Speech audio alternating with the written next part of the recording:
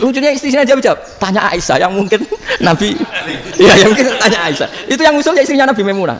Selalu Aisyah, tanya Aisyah. Ya Amiral, ya Ummul Mukminin gini. Wah, Aisyah yang cantik masih perawan kan.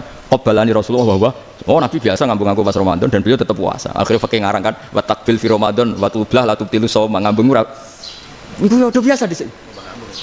Ya nasi bojone ayu. Kamu jangan jadi orang yang mudah diombang-ambingkan oleh orang sekeliling kamu. Yaitu kamu mengatakan jika orang baik ke saya akan baik, jika orang buruk ke saya juga akan membalas buruk. Itu namanya Anda didikte. Tapi berkomitmenlah kamu akan berbuat baik meskipun orang lain berbuat buruk. Assalamualaikum warahmatullahi wabarakatuh. Bismillahirrahmanirrahim. Rabbi shrah li sadri wa yassir li amri wa hlul 'uqdatam min lisani. Allahumma shalli wa sallim ala sayyidina Maulana Muhammadin wa ala alihi wa sahbihi ajmain. Amma ba'du. Ini yang saya hormati pertama, pengatur saya ini Profesor Dr. Haji Maskuri. Yang cara ngomong tidak kayak profesor tapi kayak jurkam. Jadi kalau ciri utama akademisi itu kalau ngomong itu teduh, datar, runtut, sehingga memaksa orang lain itu menerima karena runtutan logika yang terbangun. Ya, kalau ini tidak, pokoknya kasar gitu, pokoknya orang itu.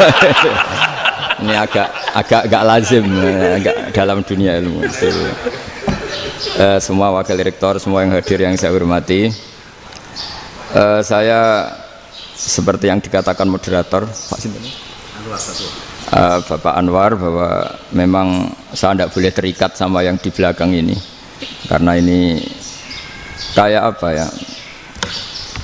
Ada satu madhab yang anak-anak Unisma semuanya harus tahu, teman-teman di Unisma. Menjelaskan itu tidak lebih baik. Jadi karena seakan-akan belum melakukan. Indonesia itu dulu kedatangan Islam itu tidak pernah dipertentangkan antara Islam dan negara, sehingga diskusi itu sudah salah karena para wali itu tidak pernah mempertentangkan Islam dan keindonesiaan atau kebinekaan. Satu, bahwa para wali itu misinya dakwah. Di mana-mana dakwah itu pasti ketemu yang berbeda. Mulai beda agama, beda pilihan madhab, beda tradisi, beda kultur. Jadi itu tidak perlu dipertentangkan, tapi malah itu jadi lahan dakwah. Sehingga kita ini kalau diminta diskusi hubungan negara dan agama, malah bingung. Memangnya kenapa? Itu seperti dulu zaman P4, saya punya kawan di Jogja, teman saya nulis tafsir Profesor Zaini, itu pernah zaman Pak Harto disuruh sosialisasi P4 di Papua. Apa hubungan Pancasila dan UUD 45? Itu orang Papua jawab, hubungannya baik-baik saja Pak. Jadi yang unik itu ketika disuruh baca Pancasila, 1 Pancasila, 2 ketuhanan yang Maha Esa. Nah, akhirnya 6 kan? Kenapa Pancasila jadi 6? Yang unik itu ketika ditanya, ini saya melihat langsung di TV 7 itu, Indonesiaku itu. Ada anak-anak kecil ditanya, bendera ini milik siapa? Bendera merah putih itu. Jawabannya apa? Milik sekolahan Pak aja. Karena memang milik sekolahan. Itu yang tanya itu kaget. Milik sekolahan Pak. Nah, tentang tema ini mohon dibaca ini langsung start ya, langsung serius karena tadi sudah kayak jurkam tadi, ini yang langsung khas ilmuwan. Ini sebagai penghormatan saya pada Unisma, ini khas keilmuan. Imam Zuhri adalah gurunya Imam Malik. Ya, saya ulang lagi ya, Imam Zuhri adalah gurunya Imam Malik. Halaman 29. Ini langsung start saya baca halaman 29. Dan ini terutama yang para punggawa-punggawa ini. Saya baca ya. Ini teks tidak ada yang saya rubah, memang persis seperti ini. Bismillahirrahmanirrahim. Yaqulu Zuhri, ini gurunya Imam Malik. Fama futiha fil islami fathun qablahu kana a'zama minhu. Innama kanal qitalu haitsul taqon nasu.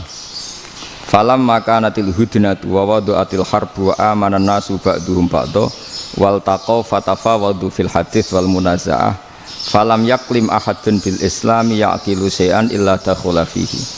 Walaqad dakhalataini kasanaten mislu mangkana fil islam qabla dzalika wa aktsar.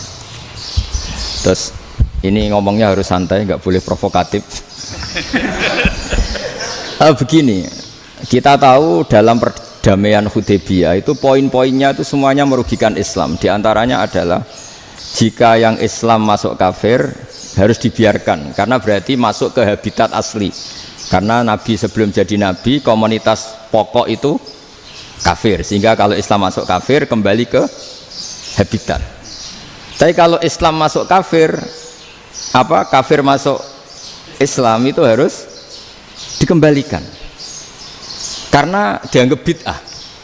Maka kalau kamu dituduh bid'ah itu tenang saja dulu, Nabi itu ya dituduh ji'ta bidinin muhdas, kamu datang dengan agama yang baru. Cuma agak diteruskan wa kullu muhdasatin bid'ah wa kullu bid'atin dalalah. Jadi orang-orang kafir dulu kalau ngomentari Nabi ya ji'ta bidinin muhdas, kamu datang dengan agama yang baru. Nabi nurut. Semua perjanjian yang merugikan Islam itu Nabi nurut. Tapi Nabi hanya minta satu hal, jangan ada perang 10 tahun. Dan orang boleh seminar, boleh diskusi tentang Islam. Ya ini dengerin betul ini. Jadi saya tidak akan provokatif, ini pakai logika. Nanti bisa dipakai disertasi doktor. Tapi saya minta orang boleh diskusi, boleh seminar tentang Islam. Akhirnya saat itu juga ada orang yang masuk Islam. Di depan tulisan itu belum kering istilahnya. Datang ke situ namanya Abu Jandal bin Suhail bin Amr. Itu datang ke Nabi, ya Rasulullah saya ini mau masuk Islam. Kata orang-orang kafir, ini pertama Muhammad, kamu komitmen enggak sama perjanjian? Kalau kamu komitmen harus kamu kembalikan. Nabi bilang, ya Abu Jandal kamu kembali ke mereka, ke habitat mereka, yaitu menjadi kafir, di komunitas kafir maksudnya. Akhirnya nangis. Umar, Sayyidina Umar itu mendekati Abu Jandal, kemudian memberi isyarat supaya ngambil pedangnya. Jadi isyaratnya wong ini baca ora wis. Maksudnya orang-orang kafir. Tapi Abu Jandal nggak mau. Singkat cerita akhirnya kembali ke komunitas kafir. Tapi yang dikatakan Imam Zuhri cara analisis ini nggak bisa pakai provokatif, harus pakai analisis. Innama kanal qitalu haitsul taqon nasu. Yang namanya perang itu menjadikan orang tidak berpikir jernih. Ini poin yang diambil oleh Rasulullah. Kalau dibahasakan Nabi curi kesempatan, masuk Nabi dikatakan mencuri, meskipun itu hanya bahasa ya. Nggak mungkin lah kita bahasakan seperti itu. Saya ulang lagi ya. Kenapa ada perang berkesinambungan sampai tahun ke-8 Hijriah? Mulai tahun kedua ada perang Badar sampai tahun 8 Hijriah itu perang terus. Nabi sama orang kafir perang terus. Akibatnya apa Pak Profesor? Namanya perang itu ya nggak kau bermikir. Pokoknya agar ketemu Islam perang, Islam ketemu kafir perang, nggak kau bermikir. Padahal Islam itu bisa diterima oleh akal sehat, harus lewat diskusi, lewat pengamatan, lewat pemikiran, lewat pengendapan berpikir. Makanya Nabi tahu ini masalah besar. Kalau orang perang terus, itu gak kober mikir Islam, tidak sempat diskusi tentang Islam. Makanya Nabi hanya minta satu poin. Oke, perjanjian ini saya turutin semua, tapi saya minta orang kafir semuanya boleh mendiskusikan Islam, boleh seminar tentang Islam.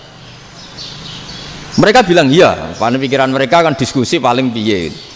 Ternyata betul, ada diskusi.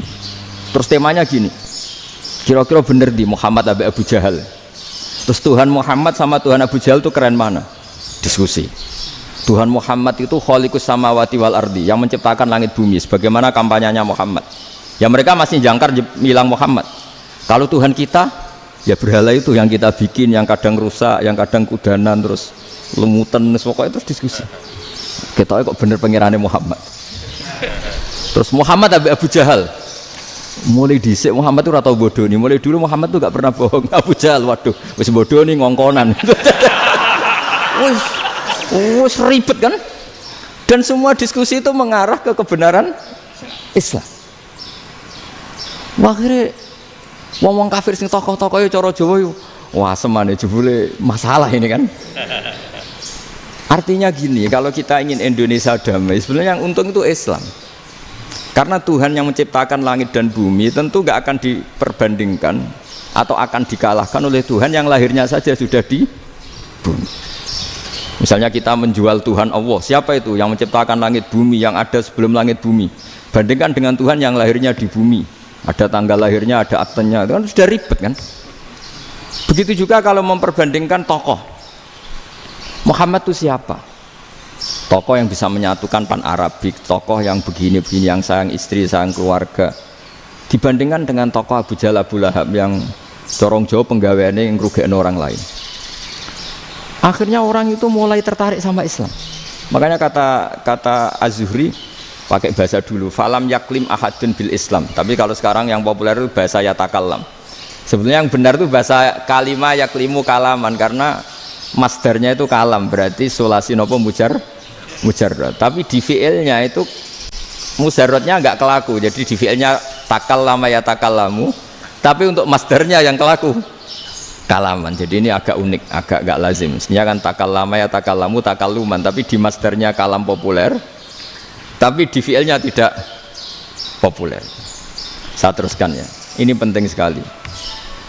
Jadi menjual Islam, kalau boleh dibahasakan menjual, itu tetap enak dalam kondisi damai. Karena kalau kita perang, itu bawaannya kalau ketemu ya perang, kalau ketemu perang, sehingga orang itu rakober diskusi dulu, saat benernya Islam sampai kafir itu bener di. Karena tidak kau berdiskusi, tidak sempat diskusi, orang yang milih yang kafir karena yang mayoritas yang kuat, sementara Islam zaman itu lemah. Ya Nabi itu yang diminta hudnah, yang penting kita damai. Terus orang boleh mendiskusikan benar mana kita dan mereka. Ya setelah diskusi ya tadi kan nggak mungkin Allah yang begitu keren hebat pencipta langit bumi dibandingkan berhala yang mengurus dirinya sendiri saja tidak bisa. Walhasil terus orang mulai tertarik sama Islam dan aturannya nggak boleh dilarang diskusi itu. Nah makanya saya pernah ditanya beberapa profesor di Jogja, Gus, suatu saat kalau kampus paling keren di Jogja ini ada Islamic Studies, kemudian pengajarnya dari berbagai agama, ini riskan nggak bagi Islam? Saya jawab, asal yang didiskusikan Islam itu nggak masalah, yang repot itu nak umat Islam. Karena kalau umat Islam yang jadi percontohan, banyak raja yang dolim, banyak pemimpin muslim yang dolim, terus identik dengan Islam itu jadi dolim kan ribet. Ya kalau pas umat Islam, kalau Islam yang kumat kan jadi masalah kan. Nah ini kan terus jadi beda umat Islam sama Islam yang lagi apa? Kumat. Singkat cerita terus Islam mendapat posisi yang luar biasa.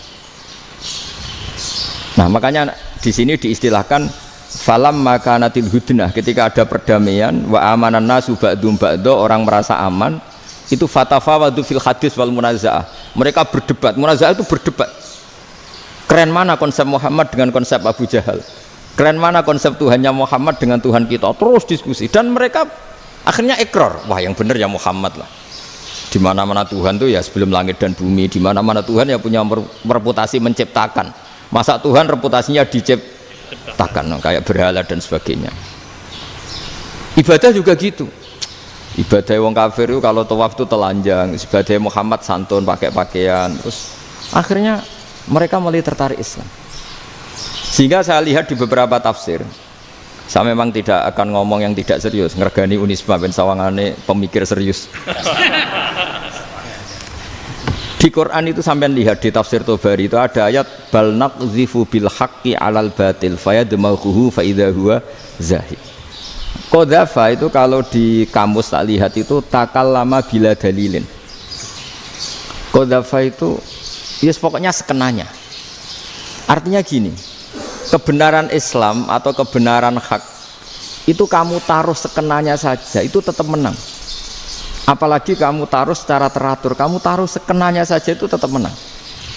Sehingga di sini banyak sahabat yang hidup di Cina. Sekarang juga banyak orang alim yang milih hidup di Amerika, banyak orang alim yang milih hidup di Inggris. Dan mereka pede, percaya diri karena kebenaran itu kamu letakkan di mana saja, itu tetap akan menang, akan menemukan momentum kemenangannya. Misalnya gini, contoh paling gampang. Dulu para peneliti, saya ulang lagi, dulu para peneliti itu ya datang kemana-mana, termasuk Ibnu Battuta, termasuk Ibnu Khaldun, ya semua peneliti itu suka neliti. Setelah diteliti, Quran itu satu-satunya kitab suci yang membicarakan sains, misalnya tentang falak, tentang astronomi, tentang asal-usul kejadian manusia, kejadian makhluk. juga bicara tentang geografi, geologis, semuanya. Sementara kitab lain hanya cerita tentang mawaid wal hikam wal ibar. Jadi diteliti kayak apa, pada akhirnya hak ini yang menang. Bal naqdhifu bil haqqi 'alal batil fayadmaghu fa idza huwa zahid. Saya berkali-kali cerita, ada ulama yang ahli matematika. Ketika ditanya kenapa kamu suka ngajar matematika, sampai muridnya itu ragu, ini guruku mlebu swarga ta ora, penggaweane mulang matematika. Tapi para muridnya bermimpi bahwa Imam Amudi itu disuruh ngajar para malaikat. Dan itu pede betul dia. Kata Allah, ini ulama saya yang iman kepada saya setingkat iman kamu. Dari malaikat itu tidak mungkin Gusti, kita menyaksikan langsung engkau sementara ini di bumi, nggak nyaksikan jenengan. Kenapa bisa sepede dan seyakin itu? Akhirnya Imam Amudi disuruh ngajarin matematika. Jadi Anda kalau profesor itu nanti harus sempat ngajari malaikat, itu baru benar-benar profesor. Jadi nanti di akhirat ngajari siapa? Malaikat. Jadi ada seminar yang melibatkan banyak malaikat, narasumbernya itu seorang profesor. Itu ketika kenapa engkau begitu yakin kalau Allah itu Tuhan dan Allah itu Al-Wahidus Shomad. Terus Imam Amudi mulai nulis angka gak beraturan, 2, 3, 4, 5 sampai 1 miliar, 1 triliun, semuanya gak beraturan. Kata beliau, nisbatus naini wasalasa ila ma la nihayatalaha iku nisbatul far'i ilal asli. Mbok angka sebanyak apapun, 2 dibanding 1 ya far'ul wahid, 3 dibanding 1 ya far'ul wahid, semua angka yang enggak terhingga pun dibanding 1 semuanya far'ul wahid. Semua angka sebanyak apapun itu cabang dari angka 1. Fakullu hadil awalim far'un minal wahidis shomad, yaitu Allah Subhanahu wa ta'ala. Wakil malaikat tepuk tangan, iya juga. Jadi begitu juga ada ulama itu ahli gambar. Saya dulu ngaji sama Mbah Mun Al-Husunul Hamidiyah, itu kitabnya itu banyak gambarnya. Dan gale gambar yang ngawur betul, mangga ahli gambar. Saya Apple lah, sempurna lele. Semua gambar bangunan, gambar sapi, pokoknya gambar. Ternyata dia menemukan Tuhan itu dari gambar. Gambar serapi ini atau seruwet ini sama. Gambar rapi sama ruwet itu sama kalau dalam pandangan tauhid. Dimulai minan nuqtah al-wahidah. Kowe cek gambar sing rapi sing indah, cek gambarmu elek, dimulai dari satu titik, dan titik ini nuqtatil wujud, yaitu Allah Subhanahu wa ta'ala. Jadi nak cara ahli tauhid gak penting gambare api, menang lomba atau ora penting. Butuhe hadis surah ini gambar baik yang rapi maupun ndak adalah min nuqtah dari satu titik. Ya, alam raya sebanyak ini mbok gambar mbok ora, cek mulai Mars sampai Jupiter kabeh semua bentuknya yang banyak ini semuanya min nuqtatil wujud, yaitu dari titik wujud, ini kok Allah Subhanahu wa ta'ala. Di sini hebatnya ulama-ulama, mbok dia pengajar matematika, mbok pengajar gambar, semuanya dipakai perangkat untuk tauhid. Nah, itu kan juga bagian dari Islam damai, Islam yang sangat tidak perlu perang untuk orang dipaksa Islam.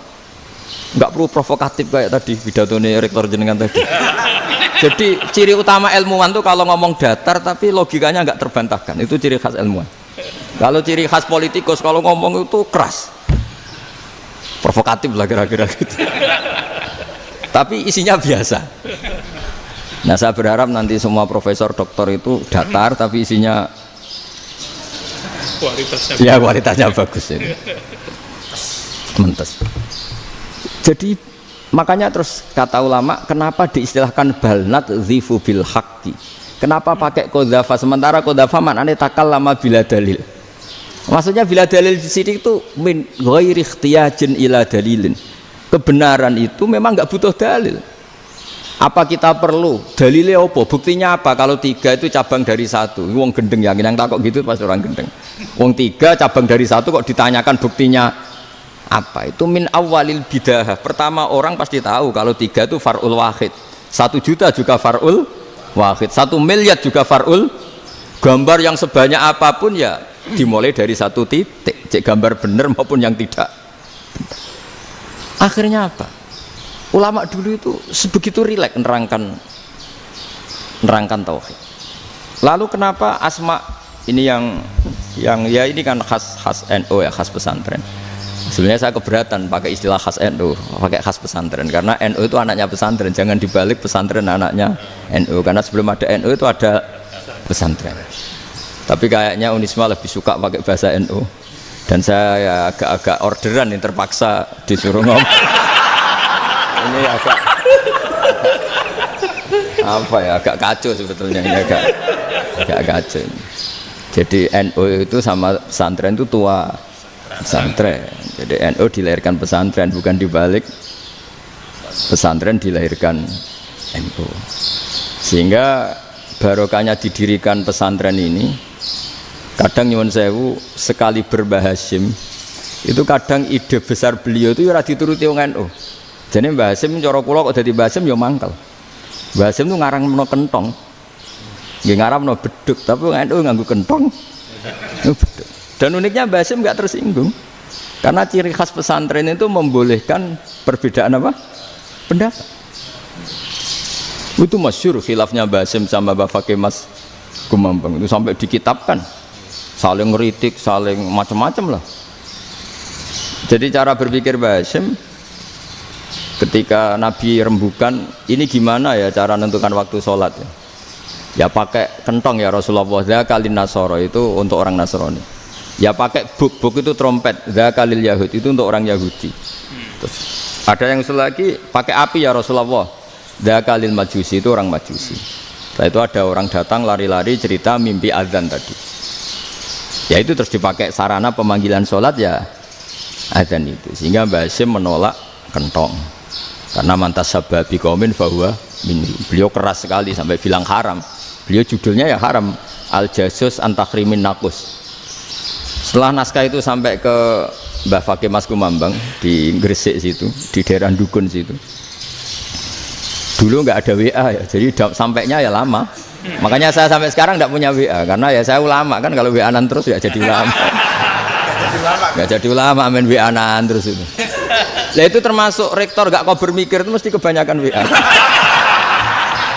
Karena kan otaknya didikte oleh sesuatu yang masuk. Sesuatu yang dilihat itu kan pasti mendikte kita. Beda kalau yang enggak WA-an kan mikir apa kita yang menentukan. Kalau WA-an kan kita ditentukan. Mau mikir anaknya butuh apa, gara-gara WA informasi Jakarta mikir Jakarta. Padahal secara kewajiban ngapain kamu orang Malang mikir Jakarta? Gara-gara WA mikir Jakarta belum selesai ada berita di Sulawesi, mikir Sulawesi. Habis itu mikir NTT. Makanya semua orang sekarang merasa tokoh nasional gara-gara informasi yang masuk itu nasional. Jadi Mas Yo RT yang mikir gimana Gus Indonesia kok. Padahal RT loh. Sampai lupa kalau dia itu RT. Jadi semua orang sekarang merasa tokoh nasional. Dan itu gara-gara apa coba? Akhirnya semua orang juga punya ide tentang nasional. Harusnya negara itu gini-gini. Jebule wonge sing duwe ikon itu sapa? RT. Ribet kan? Saya teruskan, setelah naskah itu sampai ke Kiai Fakih Mas Kumambang, beliau itu marah besar. Ini harus dilawan, dan saya bukan karena benci Mbah Hasyim. Beliau teman saya ketika ngaji Kiai Mahfud di Mekah. Jadi Mbah Fakih dan Kiai Hasyim itu teman ketika ngaji di Mekah. Terus cara ngelawan tuh lucu, gak ilmiah, tapi gak ilmiah wong alim tetap ilmiah. Di mana-mana serupa itu tidak sama. Ya kalau mungkin zaman Nabi di Medina itu, zaman itu kentong itu identik dengan milik Nasrani. Di Indonesia beda. Pos kampling ya kentong, kebakaran ya kentong, wae sarapan orang di LP ya pakai kentong. Jadi tidak ada jaminan kalau kentongan itu identik dengan Nasrani. Lalu haramnya di mana? Yang di mana-mana tasabuh itu identik. Ini tidak identik. Mulai masalah kan? Mulai masalah. Jadi beliau gaya judul Hazruus. Hazruus itu kepala bergeleng-geleng. Sekarangan kok ngene jadi sekarangan kok provokatif gitu. Nah, dan itu Mbah Hasyim ya hormat Mbah Fakih hormat Mbah Hasyim. Saya sendiri secara pribadi itu lebih suka pendapat Mbah Hasyim sebetulnya. Karena bagi saya sholat itu sakral, ya sudahlah kalau sakral ya dipanggil dengan sesuatu yang sakral yaitu kalimat thayyibah azan. Tapi saya tidak akan bilang kalau kentongan itu haram. Karena kalau haram alasannya mirip orang Nasrani. Sementara pos kampling ya pakai kentong, ada banjir ya kentong, ada kebakaran ya kentong, Jadi tidak identik untuk misa atau untuk sholat ala Nasrani. Tapi itu dulu ya rileks saja, dua beliau itu ya saling menghormati, padahal saling kritik. Dan dulu ulama yang beda madhab itu ya saling menghormati. Imam Syafi'i itu kalau sholat di kawasan Masjid Abi Hanifah ya tidak kunut. Ketika ditanya kenapa kamu tidak kunut, sementara engkau berpendapat kunut itu sunat, ikroman di hadal madhab, saya sangat menghormati madhab. Imam Ahmad bin Hanbal itu berpendapat kalau orang pakai bekam, pakai iftisot atau hijamah itu batal sholatnya. Sementara Imam Syafi'i mengatakan tidak batal apa sholatnya atau wudunya tidak batal. Tapi Imam Ahmad itu ditanya, apa kamu makmum Syafi'i? Bagaimana mungkin saya tidak makmum sama wali kutub seperti Imam Syafi'i?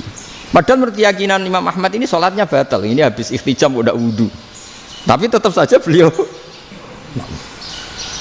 karena perbedaan pendapat di furu' itu lazim. Ya orang boleh berdebat lah. Ketika Unisma datangkan saya, itu saking senengnya kiai, apa saking sombongnya sampai ngatur kiai, kan nggak pernah bisa diperdebatkan. Itu kan orang boleh debat kan. Itu saking angkuhnya apa saking senengnya kan nggak jelas kan. Kan dan orang boleh setuju pendapat saya, yaitu ngatur kiai itu haram. Setuju juga Pak Rektor, ekspresi mahabbah itu ya macam-macam. Dulu sahabat ya gitu, sahabat itu ada yang nggak kenal wajahnya Nabi sama sekali sampai akhir hayatnya.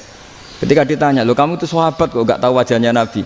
Saya tidak pernah berani memandang Nabi karena ijlalan Nabi, terlalu menghormati saya sehingga tidak berani memandang wajahnya.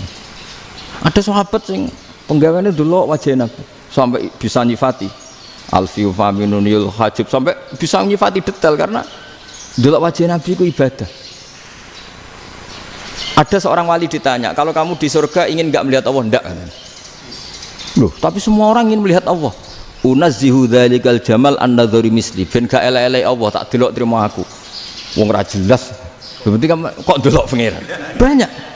Jadi justru tapi karena saking takzimnya. Enggak lah, mosok aku kok. Makanya saya berkali-kali cerita, menurut kesepakatan ulama, soft awal itu paling baik. Tapi banyak juga wali yang kalau sholat itu di belakang. Koyok paling bener yang gue ngarep gitu. Lu bayangkan misalnya kamu semangat di soft awal di Masjid Haram, jebule sholatnya salah. Itu dari malaikat gayane gue ngarep, jebule raro. Itu kan di sini wong, jebule bodoh gitu. Gayane gue ngarep, jebule. Coba orang kalau sowan Mbah Mun, yang berani di depan itu kan ya ketuanya atau jubirnya kan, yang merasa tidak pati pinter-pinter kan mesti di pojokan. Artinya sudut pandang seperti itu ya sah saja, apa? Sah saja. Makanya banyak sahabat yang jarang sowan Nabi, alasannya takut ganggu Nabi. Banyak yang sering sowan Nabi, alasannya seneng Nabi. Yang sowan ya seneng Nabi, yang nggak sowan alasannya seneng. Lu Nabi itu tokoh, punya keluarga, punya anak. Kalau saya sering sowan berarti sering ganggu. Yang sering sowan dia alasan ini khazanah kita harus istifadah. Jadi zaman dulu dia biasa dua sahabat, yang satu milih mahabbah itu milih sering sowan, yang satu juga mahabbah milih tidak sering. Karena pertanyaannya bisa dibalik kan, sering sowan apa sering ganggu coba. Nabi Abedar, assalamualaikum. Nabi nimang cucunya, assalamualaikum. Ayo bener yang sowan apa bener yang enggak kalau seperti itu. Akhirnya terus diatur sedemikian rupa oleh Quran. Walau annahum sabaru hatta takhruja ilaihim lakana khairal lahum. Jadi sahabat kalau mau sowan Nabi ya nunggu di sufah. Kalau Nabi keluar berarti milik publik, sekali masuk ke dalam tidak ada sahabat yang berani sowan. La tadkhulu buyutan Nabi illa ayyudzana lakum. Kalau soal sampai masuk dalam harus nunggu dipanggil. Karena sekali Nabi masuk dalam itu milik privat keluarga, milik istrinya, milik cucunya, milik keluarganya. Jadi Nabi sekali keluar ke ruang itu berarti milik publik. Itu terus jalan tengah. Karena kalau langsung masuk, bayangkan saya itu sering menyaksikan. Mbah Mun habis ngaji 2,5 jam ngaji Jalalain. Baru masuk, assalamualaikum. Padahal yai mungkin mau ke kamar mandi, mau ini itu. Jadi dulu itu Quran sangat modern. Sebelum ada dokter ngatur tamu, rektor ngatur tamu itu Islam sudah modern. Dia kan nggak fair kan? Misalnya saya ke Unisma harus janjian pakai ini, terus kalau misalnya kesini selonang-selonang kan lucu kan, mentang-mentang kiai terus juga sowan-sowanan selonang-selonang. Padahal kalau kita mau ke mereka pakai protokol. Sering tidak fair dunia ini, tapi karena aku kiai ora oleh gelo ya sudah. Akhirnya saya memutuskan gak gampang kemana-mana karena itu. Saya sering didatangi ajudannya menteri, Gus mau ada tamu dari Jakarta tanggal ini, mesti saya bilang, mereka milih tanggal yang mereka kosong, kok tidak mikir apa pas itu kosong. Tak jawab enggak lah, sebelum diatur bahasanya dan tawaduknya gitu. Akhirnya dibalik, datang lagi, Gus jam dengan kosong apa kita menyesuaikan. Lah itu lagi dia akhlak kata saya. Itu baru punya akhlak kata saya. Bukan masalah ini, bukan masalah gengsi ya. Saya sendiri itu dolan ke alumni itu jarang, karena ya takut. Kiai kan yo nganggur, jam 09.00 nganggur, jam 10 nganggur. Bisa saja alumni itu kerja di pabrik, bisa saja yang latihan ekonomi di pasar. Sehingga kalau saya datang jam 9, iki kiai sing nilai santri ini, apa kiai sing ganggu santri. Nah karena orang ini melakukan rutin gak kok berpikir, pokoknya ngono jenenge silaturahim. Mau nyerah kok berpikir, padahal kalau diangen-angen ini kiai yang nilai santri ini, apa kiai yang ganggu santri ini karena datang di jam kerja. Nah, bayangkan kalau kebenaran dulu itu dikawal oleh satu peradaban perang. Jadi Nabi sesuai diangen-angen Nabi. Perang Badar menang Nabi, perang Uhud menang wong kafir, perang ini gonta-ganti. Apapun itu yang penting satu kesimpulannya, cara Rasulullah kesimpulannya satu. Orang tidak kober mikir kebenaran secara mengendapkan pikiran dengan pikiran jernih. Maka hebatnya Nabi ketika perjanjian, pokoknya saya minta nggak ada perang. Dan orang yang boleh mendiskusikan Islam. Itu luar biasa idenya Nabi. Karena bawaan perang itu orang kan nggak kober mikir. Ibarat seorang misalnya seneng satu perempuan, ketemu rivalnya langsung perang kan gak mikir. Tapi kalau kau bermikir, jangan-jangan cawe wedok iku ora seneng aku. Untungnya apa untuk wong ayu ora seneng, malah mau loro hati. Terus sudahlah, buruan dialihkan kemana kan gitu. Itu nak mau amen WA nan tukaran lewat SMS atau tarung langsung ora kau bermikir. Tapi kalau kau bermikir, akhirnya berpikir nih. Perempuan tadi sebenarnya yang disenangi siapa? Oke, ternyata senang Pak Erick. Sudah kita ngalah. Karena tidak ada nikmatnya kan menikahi perempuan yang sama sekali tidak mencintai kita. Tapi kalau nak kau berpikir pokoknya diprovokasi, wah gue kalah mbak A, gue kalah mbak B, pikirannya kan ojo sampai kalah. Bareng wis menang ternyata ada emas lah. Nah bayangkan Islam itu seperti itu dulu, dipertarungkan. Doang Islam tuh dinu aklin, agama yang diterima dengan akal sehat. Tapi sekarang ukurannya perang, yang menang berarti benar, yang menang benar, kan terus jadi repot. Itu Nabi tidak ingin, makanya Nabi ingin sudah lah, nggak ada perang. Nah, makanya kata Imam Zuhri, fathul Islam terbaik adalah orang boleh diskusi tentang Islam dan tidak ada perang. Lagi-lagi penting, tidak perang itu penting, silmun itu penting, perdamaian itu. Setelah tidak ada perang, akhirnya fatafawadu fil hadis wal munazah, orang boleh diskusi apa saja, termasuk boleh adu polemik. Konsep satu Tuhan dan Tuhan banyak diperdebatkan. Akhirnya Nabi secara rileks bisa menjelaskan. Muhammad, urusan kita banyak. Kalau Tuhannya satu tidak cukup, Tuhan harus banyak untuk menyelesaikan berbagai urusan. Ada Tuhan bagi rektorat, bagi macam-macam kan. Ada Tuhan untuk ngurusi utang, ngurusi BPKB, macam-macam. Terus kata Rasulullah, enak saja Nabi jawabnya. Ya kalau kamu punya majikan banyak, perintahnya beda-beda, kamu mangkel enggak, bingung enggak? Ya susah mat. Kalau majikannya banyak, perintahnya beda-beda, kita jadi repot. Seneng mana? Seneng majikan satu. Ya sudah, Tuhanmu itu majikan kamu. Kalau Tuhannya banyak, perintahnya macam-macam, kamu yang repot. Akhirnya ya sudah mat, Tuhannya satu aja. Nah, itu ya barokahnya diskusi tadi, barokahnya enggak perang. Daraballahu mathalan rajulan fihi syuraka'u mutasyakisuna wa rajulan salamal lirajul hal yastawiyani masalah. Terus alhamdulillah. Jadi orang yang paling kafir pun saat itu taslim. Nah ini kembali ke kalimat la ilaha illallah. Saya tidak perlu provokatif, pasti teori saya itu benar. Bukan saya bilang benar itu karena sombong, enggak. Ini sesuai teks. Misalnya begini, benar enggak kelompok takfiri yang suka ngafirkan orang lain? Itu pasti tidak benar. Logikanya gampang. Orang yang kafir 70 tahun saja dengan melafadzkan la ilaha illallah menjadi muslim. Masa dengan kalimat yang sama yang muslim menjadi kafir? Itu logikanya kan enggak ketemu. Orang kafir 70 tahun untuk menjadi muslim disuruh baca apa? La ilaha illallah. Tapi gara-gara baca la ilaha illallah nyekel patok jadi kafir. Pertanyaannya, loh ini kalimat apa? Kalimat untuk mengkafirkan apa kalimat untuk mengislamkan?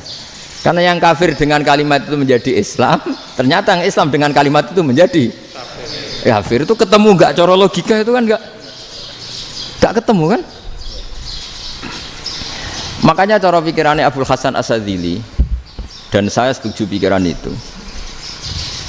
Istighfar ini boleh orang Jawa Timur protes karena kadang beda manhaj, tapi jangan protes saya, protes Abul Hasan Asyadzili, kualat mesti sampean. Ketua Torekoh napa? Sadziliyah. Cara madzhab Sadzili, dan Anda boleh berbeda madzhab, mencari khasnya wong kampus itu wani beda. Beda kapasitas lah, pokoknya butuhnya beda. Dan ketok pinter, ketok kritis tuh. Cara madzhab Abul Hasan Asyadzili itu gini Pak Rektor. Jadi istighfar itu baik, tapi ba'da kamali tauhid, setelah tauhidnya itu benar. Alasan beliau masuk akal. Ketika ada ayat fa'alam annahu la ilaha illallah wastaghfir li dzambik. Bihadil kalimah. Jadi orang boleh istighfar itu setelah tauhidnya benar. Alasannya Abul Hasan Asyadzili begini. Qul lil ladzina kafaru iyantahu yughfar lahum ma qad salaf. Katakan kepada mereka yang kafir, sekali mereka tidak kafir, maka otomatis dosanya masa lalu diampuni. Pertanyaannya, yang bisa menghentikan kekafiran itu kalimat apa? La ilaha illallah. Dengan hanya melafadzkan la ilaha illallah Muhammadur Rasulullah, langsung yughfar lahum ma qad salaf, langsung dosanya diampuni. Berarti yang menjadi pengampun dosa lah, penyebab pengampunan itu apa? La ilaha illallah. Itu bahkan orang kafir belum istighfar. Di ayat itu kan Allah gak mensyaratkan setelah la ilaha illallah istighfar baru diampuni, enggak, asal la ilaha illallah langsung yughfar lahum ma qad salaf. Saya ulang lagi ya, jelas ya. Jadi kulil ladzina kafaru iyantahu yughfar lahum ma qad. Nah sekarang iyantahu, mereka berhenti dari kafirnya. Syaratnya pakai apa?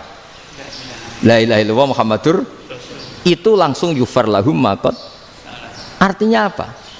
Ghufranullah itu bisa didapat hanya dengan mujarrodut tauhid, yaitu hanya dengan melafadzkan kalimat thayyibah. Dan sahnya istighfar juga berdasar kalimat thayyibah itu. Misalnya gini, orang kafir sebelum Islam melafadzkan astaghfirullah, astaghfirullah, astaghfirullah, kira-kira diterima enggak? Enggak kan? Karena syaratnya istighfar ba'dat tauhid.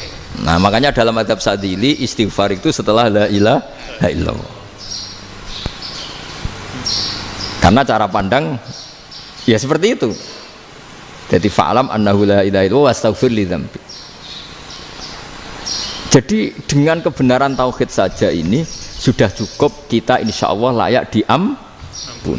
Karena innallaha la yaghfiru ayyusyraka bihi wa yaghfiru ma duna dzalika liman yasha. Jadi orang yang tauhidnya benar itu bisa diampuni Allah asal tauhidnya benar. Itu Allah ngendikan liman yasha wa yaghfiru ma duna dzalika liman yasha. Dawe Imam Suyuti walam yakun liman yastaghfir. Jadi orang yang bertauhid secara benar meskipun gak sempat istighfar itu tetap potensi diampuni. Karena bawaan tauhid itu sudah menjadi layak diampuni. Kayak orang kafir sekali ngelafatkan kalimat tauhid mbok gak istighfar langsung diampuni. Nah, karena melihat seperti itu terus orang berlomba-lomba memperbanyak jumlah ngelafatkan la ilaha illallah.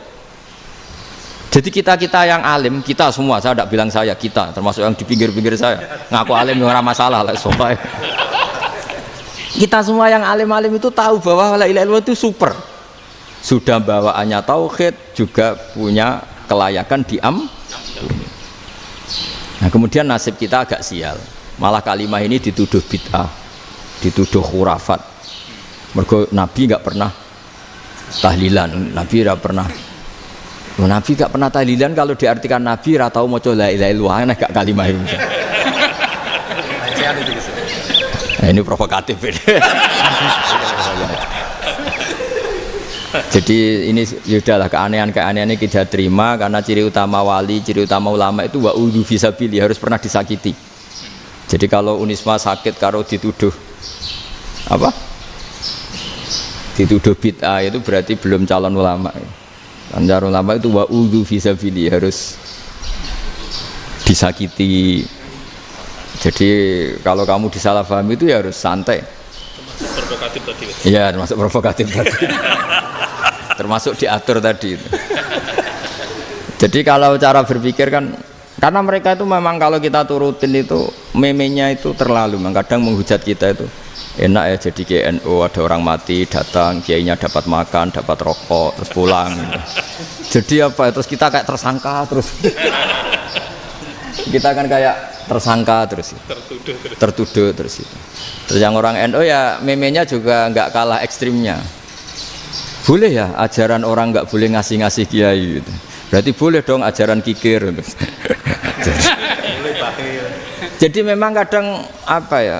Cangkem elek lah bahasa kasarnya itu. Itu memang kadang lebih mengenakan kalau kita datang ke acara mayat kan dapat makan, dapat minum. Kalau yang sohibul bed rokok ya dapat rokok. Kalau kiainya dapat wajib, kadang 20.000, kadang 50.000. Terus memenya itu kok setega itu ya ada orang meninggal kok malah kita makan-makan. Seakan-akan kan kultur ini biadab kan gitu. Tapi yang orang NU kebalikan bales. Oh ternyata nggak boleh ya mayat disodakoi. Ternyata nggak boleh ya orang dermawan. Berarti Islam membolehkan medit ya gitu. Model ini kan. Tak angen-angen itu luwih mandi timbang takbir ya kan. Karena ini kan memicu emosi kan.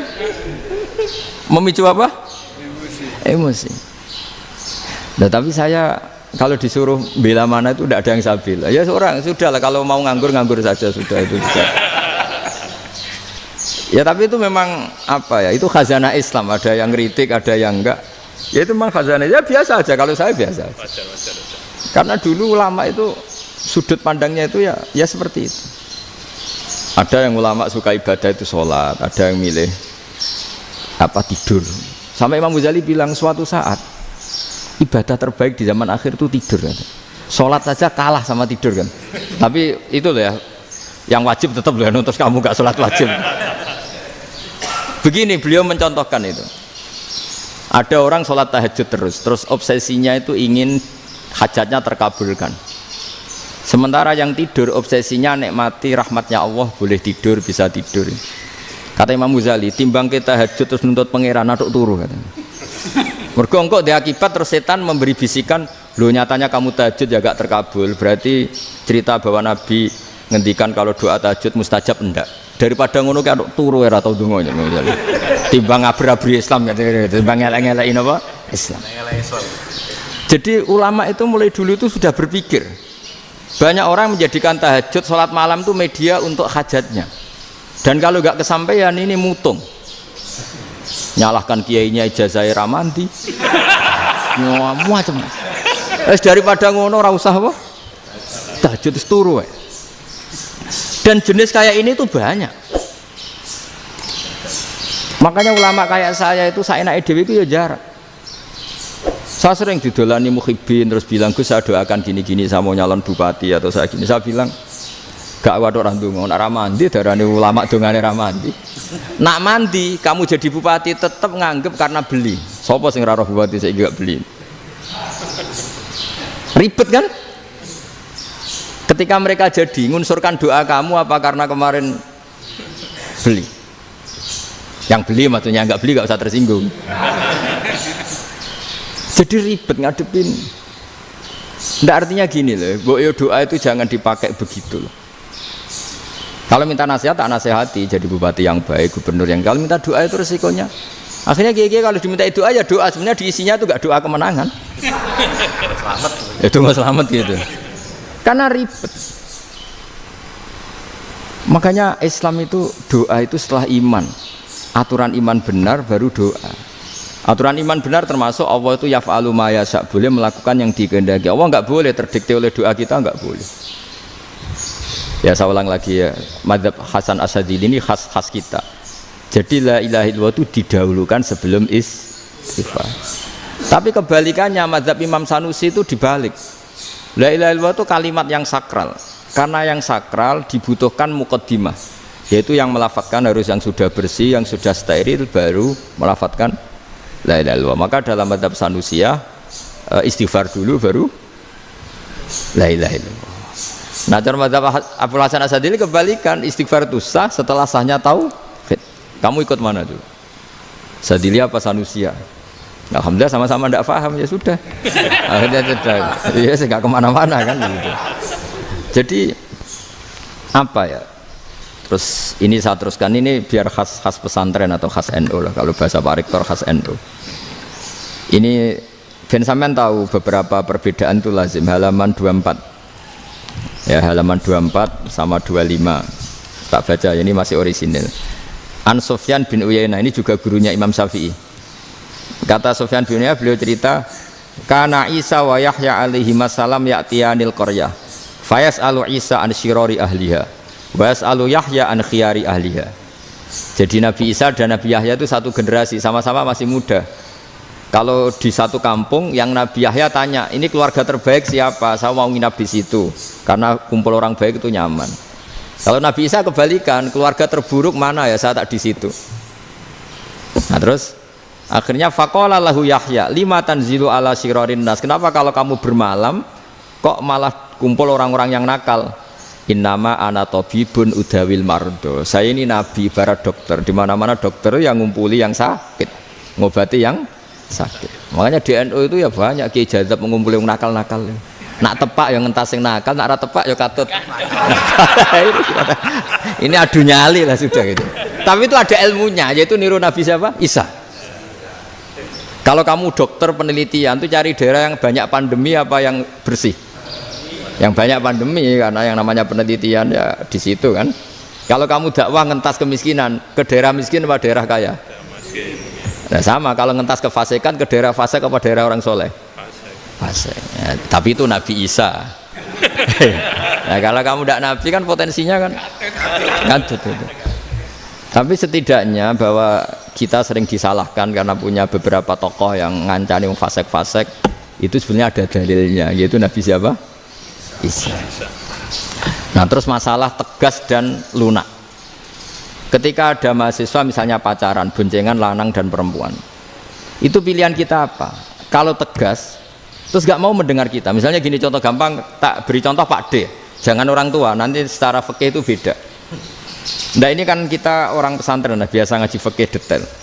Kamu Pak D seorang perempuan, mahasiswi misalnya, sering pacaran. Setiap ke situ sama pacarnya kamu diam saja. Padahal kamu dosen ya, dosen keislaman. Mesti pamanaan kamu nyimpulkan, ternyata pacaran itu tidak apa-apa. Buktinya Pak D itu tidak negur, menengahi. Ini berarti as-sukut alal mungkar. Tapi kebalikannya, Pak D ini terkenal keras. Nak rono mesti radaku ponaan. Akhirnya yura rono. Mesti ngerti nak mesti diamuk. Nah, dua orang ini sama-sama gagal kan? Yang lunak menjadikan ponakannya pacaran terus karena enggak negur sehingga dikira membolehkan. Sing keras juga enggak sempat bina wong rono era wani. Akhirnya dua orang ini sama-sama enggak ketemu, sama-sama enggak berkesempatan membina kan? Gagal membina kan? Karena yang keras ponakannya enggak pernah situ, berarti enggak bisa bina kan? Yang lunak membiarkan berarti juga ada bina. Nah, Islam itu antara dua itu.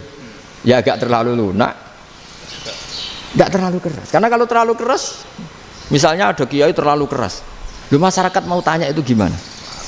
Lari kan? Lu saya ini punya pengalaman pribadi. Saya ini kan kecelok orang alim. Itu kalau pernah ya saya itu berusaha ya pokoknya ya umumnya orang alim lah. Tenang, terus anteng, enggak gejlok-gejlokan. Itu enggak ada yang tanya. Saya mimpi ketemu beberapa ulama itu disalahkan. Terus umat saya kalau mau tanya itu ke siapa? Wong alim wis wibawa, meneng tambah banget wibawane. Bala Quran sering gojlok rektor macam-macam. Terus wong wanita kok, saya biasa ke pasar pandangan dicegot orang. Gus, putri saya itu sering keluar darah tapi melebihi batas haid gini-gini. Kalau badhe sowan jenengan, gak usah sowan ning kene mbek ngadeg-ngadegan. Terus tanya, yang haid berapa hari, Gus? Ya supaya rudat ilal adat sebelum dia punya penyakit istihadah itu berapa? 6 hari ya sudah, kembali 6 hari lainnya mustahadah, tetap sholat, tetap normal. Tapi kalau sawi bawa moro pasar gue tasbih seduwilu iku mesti wong salaman njaluk donga yakin. Tapi baru kayak rada uraan ketemu wong-wong, dol pening ndi? Mak pening ndi? Gus beneran Gus ketemu jenengan kula wingi badhe tuwa kok. Akhirnya tanya. Dadi uraanku iku amdan. Lha nek sampean asli iki asli uraan.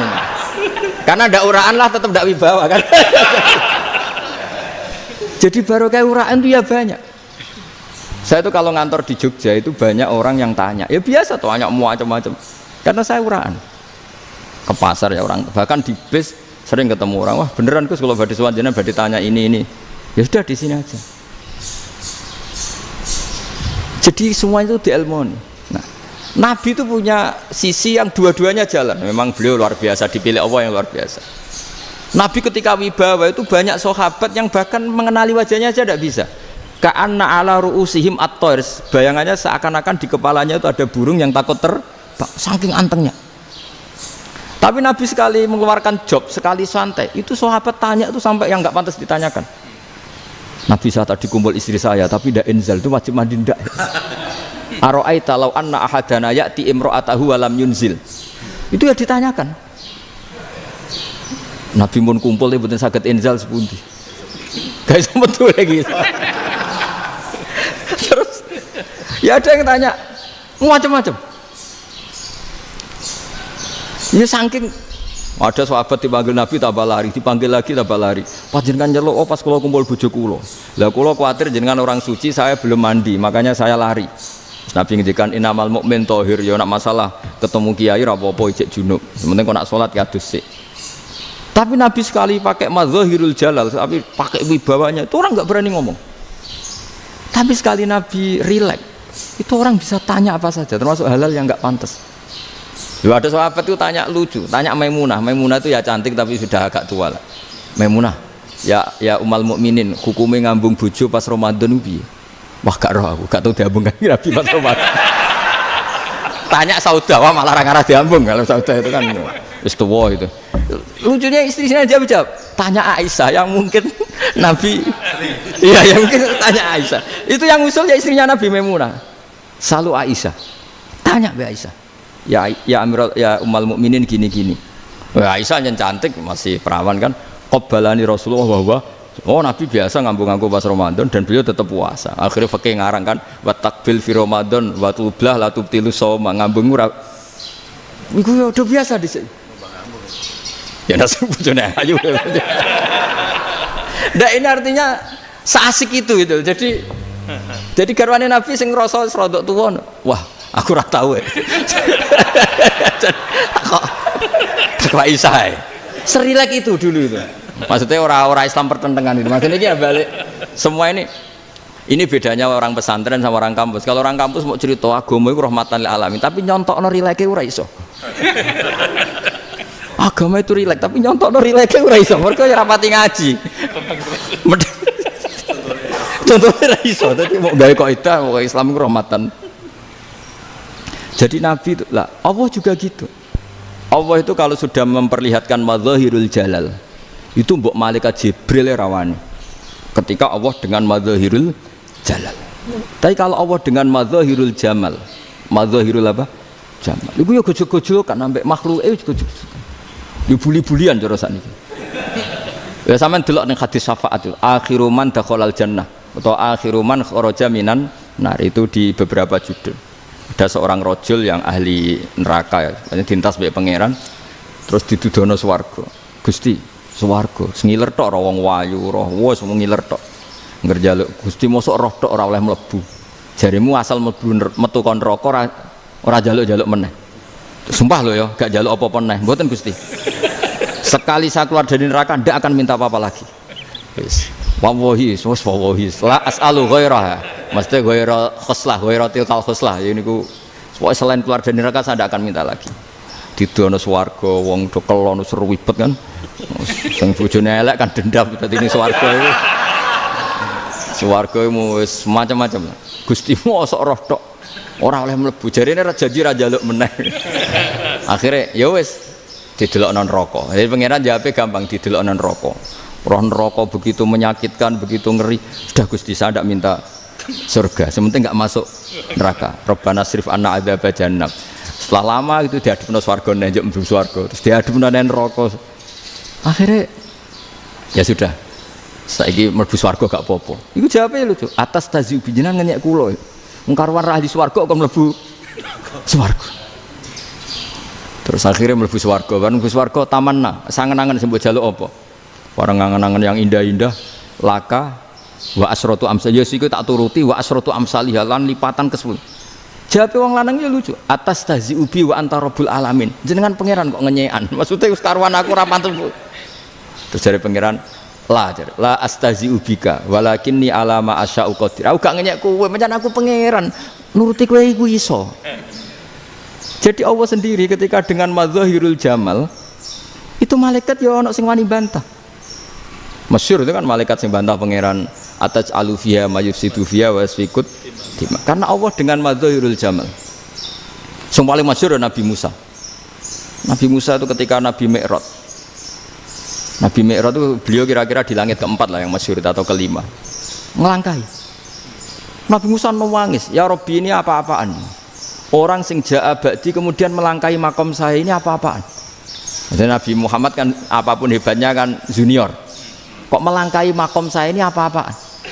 Enggak fair. Sampai Nabi Muhammad itu tanya gini sama Jibril, reaksi Allah gimana ketika melihat Musa seperti itu? Jawab malaikat Jibril lucu. Ya roh hiddatahu, Allah sapal gayane Musa. Biar. Jadi lucu. Ya dibiarin aja sama Allah.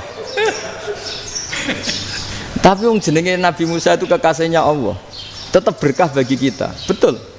Ketika setelah Mi'raj diwajibkan sholat 50. Gentenan Nabi Musa kelihatan nabinya. Sebenarnya Nabi Musa itu sebetulnya loh, gak nguntungkan kita sebetulnya. Tapi yang nguntungkan, sebenarnya tidak niat nguntungkan kita, tapi nguntungkan. Nabi Ibrahim kan di langit ke-6, keren lah. Konti jong ketemu Allah ngeten-ngeten kan sholat seket. Karena Nabi Ibrahim terkenal Nabi baik, tidak bantah. Bareng Nabi Musa. Kenapa diceluk pangeran? Kula akan sholat ping seket. Inna umataka la tutiku dalik. Wah, gak kuat umatmu. Serai-rai gak umatmu ora ngarah kuat 50 rakaat. Tapi sebenarnya Nabi Musa itu niatnya bukan membela kita. Fa inna ummati la umatku sing gagah-gagah ra iso meneh umat. Berarti sebetulnya ya itu masih pakai gengsinya sebetulnya. Wes ngono-ngono lah sementing kita untung. Sebetulnya dia itu gak terima wong umat saya aja yang lebih kuat. Gak kuat apalagi umatmu. Dan terus sebutin irji ila rabbika fas'alhu takhfif. Itu berarti Allah dengan madzahirul jamal. Sudahlah, datang ke Allah minta keringanan. Allah itu baik. Minta, ambek Allah diringana mau 5 tok. Jadi cek 45. Balik ke Nabi Musa, piro 45. Cek ra kuat umat. Wong umatku ra kuat. Jadi sebenarnya dia bilang umatku ra kuat. Lho cara Nabi Muhammad model wong Malang. Yo beda umatku mbek umatmu. Ribet kan? Beda. Loh, Nabi Muhammad kan tidak seperti itu kan, tidak punya akhlak Malang kan, akhlak. Maksudnya akhlaknya mujur itu, tidak akhlak yang baik gitu. Ya akhlak yang mujur, bukan yang Malang gitu. Jadi Nabi ya manut. Tinggal 40 kan, dikurangi lagi 35 sampai 9 kali kan, masyhur itu. Ya kan kalau dikurangi 55 kan berarti turun naik kan 9 kali. Itu setelah 5 itu Nabi Musa aja usul masih ragu. Itu cara Nabi munggah nentek. Ini entek ya. Terus iya doa tuntas betul. Sebebas. Terus munggah ado-ado lha opo? Ngapain itu? Akhirnya Nabi Muhammad sudah sampun ya kalimah Allah, saya ini malu sama Allah Musa. Sudah 9 kali dan diturutin terus. Jadi Allah kalau dengan madzahirul jamal itu Nabi Musa biasa nego sama Allah. Tapi ketika Allah dengan madzahirul jalal itu Nabi Musa enggak berani. Yaitu di hadisus syafa'ah. Hadisus syafa'ah ketika manusia datang ke Nabi Adam, ya tuna Adam. Ya Adam anta abul basar ngene isfa'li lana inda rabbik. Kamu saya minta mensafaati kita. Nabi Musa, Nabi Adam, inna rabbi qad ghadibal yawma ghadaban lam yaghdab qablahu mislah wa la yaghdab ba'dahu mislah. Ini Allah sedang murka besar dan tidak akan murka seperti ini lagi. Sudah saya tidak berani, nafsi. Nabi Ibrahim enggak, termasuk Nabi Musa ketika itu ya enggak berani. Karena Allah dengan madzahirul jalal. Itu Nabi Musa enggak berani. Sudah saya sendiri itu pernah salah. Yaitu saya membunuh seseorang yang enggak disuruh oleh Allah membunuh itu. Yang pas jotosi orang Kipti. Akhirnya datang ke Nabi Muhammad. Pas ke Nabi Muhammad Allah dengan madzahirul jamal. Apa dengan madzahirul jamal sampai Kanjeng Nabi ngendikan analah saya akan memintakan syafaat kalian. Terus fa ahmadu rabbi bima hamida allamani ha rabbi. Saya muji Allah dengan pujian-pujian yang orang lain tidak tahu, hanya saya yang diajari, kata Rasulullah. Nah di sini menurut banyak ulama, termasuk kitab yang saya baca, kenapa Muhammad sebagian namanya Ahmadu? Itu dari af'al tafdil, fa Muhammadun Ahmadu min ghairihi. Muhammad Rasulullah itu kalau muji Allah di atas cara mujinya Nabi yang lain. Jadi Ahmadu bukan dari fi'il mudhari' lil mutakallim, tapi dari af'al apa? Tafdil. Fa Muhammadun Ahmadu min ghairihi. Bahwa Kanjeng Nabi Muhammad sallallahu alaihi wasallam itu cara mujinya Allah di atas pujian para nabi. Makanya di sini Sayyid Ali Zainal Abidin kalau muji hamdal hamidin wa fauqa hamdil hamidin. Jadi pujian saya ini di atas rata-rata cara mereka apa? Memuji. Yaitu sirinya apa? Nabi itu tahu bahwa akhirat itu tidak bisa batasi Allah. Kamu tidak bisa nyemprit Allah. Allah, ini akhirat loh. Amal sudah ada manfaat. Ingat itu. Tidak bisa seperti itu. Allah itu nggak bisa tunduk sama konstitusi yang bernama akhirat. Artinya Allah meskipun di akhirat tetap duwe hak yaf'alu ma yasa atau yaf'alu ma yurid. Nggak bisa kamu terus wah ini akhirat amal ra iso dikirim wong mati, amal ra iso dikirim. Yo pangeran kok mbok atur. Kalau kita yang mengirimkan tidak bisa, tapi kalau Allah tetap bisa. Makanya ada kiai mengatakan kodok qadar ora iso dirubah, itu kamu. Makanya ada seorang kiai ditanya, kodok qadar ora iso dirubah sekali dicatat selesai. Jari kiai tadi, tapi nak Allah iso. Dalile apa yang huwa ma yasha wa yusbit. Nak Allah ya iso, sing ra iso kan kita. Nah, Nabi itu tahu betul meskipun akhirat itu Allah masih bisa dinego saking baiknya. Akhirnya Nabi sujud, masyhur itu terus, ya Muhammad irfa' ra'sak wasal tuqa wasatu safa. Semat sirahmu angkat, kujo apa tak turuti. Semenjak itu Nabi minta apa? Syafa. Artinya apa? Ketika Nabi lain berpikir bahwa akhirat ini membatasi amal karena sudah Nabi tahu betul kalau Allah tetap Allah yang enggak terbatas kekuasaannya, enggak terbatas rahmatnya juga saat di akhir. Makanya disebut fa Muhammadun Ahmadu min ghairihi. Makanya wa mubasyiran bi rasuli ya'ti mim ba'di ismuhu Ahmad. Jadi makanya terus banyak GNU sing macam-macam lah. Sing ana sing potongane wedi terus hati-hati. Niku berarti makome Madzahirul Jalal. Ana sing amen guyon nek makome Madzahirul Jamal. Ana sing ra jelas ngene iki, sing ra jelas. Nak guyu buanter kok nangis yo buanter. Jebule urusan utang. Lah ini sudah yang udah. Jadi makanya yang rileks saja. Sebenarnya agama ini santai, rileks karena agama ini harus bifarohin wasururin. Enggak boleh agama ini dibawa dengan kekerasan, dengan antisosial. Karena agama ini harus kul bi fadlillah bi rahmati fa bidzalika falyafrahu, harus senang, harus rileks. Makanya saya jadi kiai itu senang takutnya gini. Sekali saya tidak senang jadi presiden buruk. Ternyata di wong alim ora enak, itu contohnya. Sampean merengut terus uripe susah, nanti orang tidak berani jadi orang alim. Makanya saya buktikan bahwa saya lebih bahagia dibanding rektor. Nanti orang yang jadi rektor semua nggak ingin jadi orang alim. Saya pernah ketemu sekian rektor di Jogja tanya, Gus kenapa jenengan bela-belain pesantren sampai segitu? Kan keren kampus NU, sekarang ada Unisma, ada NU Jogja, ada NU Jepara gini. Tak bilangin gini, sampai rektornya itu istighfar. Saya bilangin gini, ini sekaligus tak kasih tahu ini rektor Unisma ini. Tak bilangin gini, andai kan tidak ada kiai kayak saya itu Islam bisa tutup. Kok bisa Gus? Misalnya ada perempuan haid faqal adat. Itu kalau untuk tahu hukumnya haid daftar dulu ke Unisma. Daftar dulu kan? Setelah daftar nunggu pelajaran haid. Baru tahu haid setelah 3 tahun dari masalahnya gitu. Tapi baru kayak kiai ketemu saya di jalan, Gus anak kula nu haid ngeten-ngeten mboten normal hukumnya piye? Oh hukumnya ngene dibalekno ning adat. Ora usah registrasi, ora usah daftar. Jadi ya harus ada istighfarnya lah. Unisma juga harus istighfar, semuanya harus istighfar. Karena ada sisi yang nggak mewakili kebutuhan Islam. Tapi saya sebagai kiai juga istighfar. Karena fakta hukum mengatakan yang boleh jadi KUA yang jabat, yang boleh kemenak yang punya gelar. Dan ini yang mengawal Islam secara undang-undang karena mereka yang bikin. Nah karena kiai tidak punya gelar tidak bisa jabat di situ. Saya juga istighfar. Jadi tidak sampai untuk yang istighfar. Karena yang kebutuhan ini terwakili yang punya gelar. Tapi yang punya gelar juga harus istighfar tadi. Mosok kepen roh hukum khat ngenteni kuliah sik. Ngentek. Itu aja nanti nunggu guru yang pas mata pelajaran itu. Terus kapan dekne salate wong jawabannya belum ketemu. Tapi baru kayak saya kan ketemu di jalan tanya. Gus saya sering ketemu. Gus saya ini bapak angkat. Mau nikahkan putri saya, itu gimana itu kalau cerita wali sebenarnya anak saya sok, kalau nggak cerita nggak sah karena saya bapak angkat. Itu banyak. Hanya tak akali ya sudah wali yang sebenarnya taukil pada hakim tanpa diketahui, tapi hakikatnya itu taukil hakim. Itu kan tidak gampang. Dan tapi kalau tanyanya di kampus registrasi dulu, daftar dulu, baru tahun berapa ada pelajaran itu? Semester 5 baru tanya. Iya kan? Semester 5 ya? Iya. Oh, itu kan. Jadi jangan kira terus sistem Unisma itu yang terbaik di dunia, enggak juga kan, enggak juga. Dan sistem-sistem yang lain maksudnya ada aja.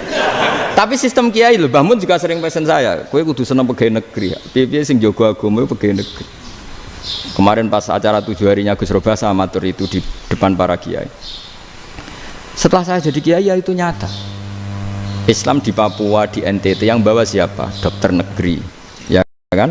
KUA negeri. Barokahnya mereka negeri dijamin negara kan? Barokahnya Muslim berkebutuhan Islam. Akhirnya bikin musola di situ, bikin masjid.